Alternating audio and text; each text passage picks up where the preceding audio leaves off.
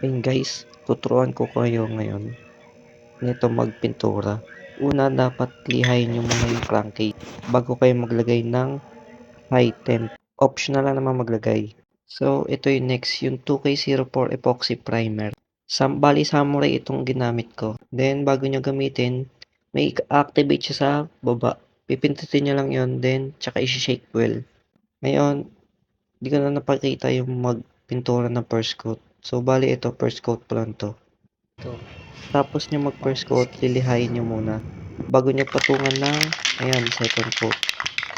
Makikita nyo dyan, yan, pipinturahan ko na ng second coat. Pwede naman first coat tsaka second coat lang. Kung gusto nyo nang medyo makapal, pwede nyo pang sunuran ng third coat.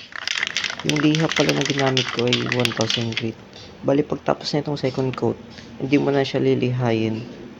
So bali proceed ka na sa kulay na gusto mo. So bali dito pinili ko ay gold.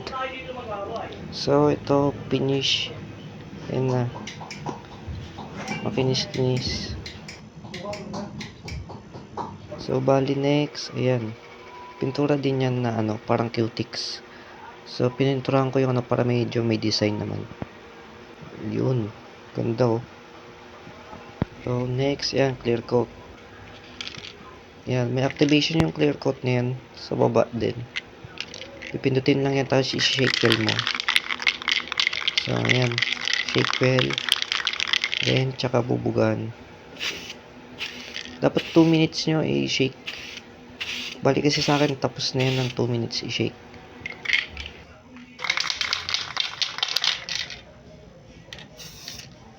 So, yun, hindi ko napapatagalin. Bigyan na natin ng montage.